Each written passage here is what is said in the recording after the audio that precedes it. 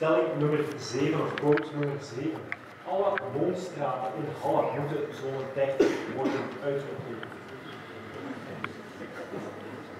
De grote meerderheid is inderdaad voor het invoeren van zone 30 in alle woonstraten, alle woonwijken. Graag daarover iemand van het mobiliteitsplatform aan het woord. Bart Meert, Stefan op. Ja, ik ben eigenlijk wel blij om dat te zien, want het grappige is dat de zaak dat je ook veel hoort is, ja, die 70 of die 30 per uur. Ja, waarom moet dat eigenlijk? Mensen rijden ergens door, ze mogen maar 30 en dat wordt dan gezien als een soort pesten, want dan is toch wel gerust wat sneller rijden. Ik verlies hier tijd en op dat moment zeggen mensen eigenlijk wel, die tijd is voor mij belangrijker dan verkeersveiligheid en dan levenskwaliteit, om die over leefbaarheid te hebben. Want ja, wat zijn argumenten pro zone 30? Als je weet dat de snelheid de belangrijkste oorzaak is van verkeersongevallen, en dat die ook heel bepalend is in de ernst van die ongevallen, dat een voetganger, wanneer hij tegen 50 per uur wordt aangereden, dan sterft hij in 45% van de gevallen. Als dat bij 30 per uur is, is dat slechts 5%. Slechts.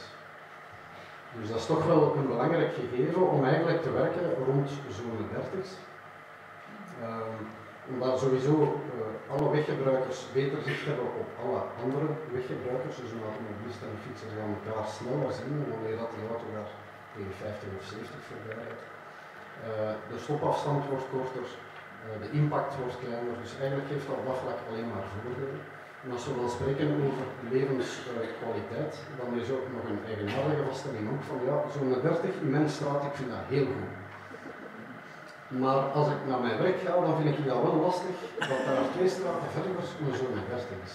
Zeer eigenaardig, dus mensen kijken heel sterk voor hun deur, maar ze vergeten dan ja, dat datzelfde gevoel ook bij die andere mensen in die straat heerst.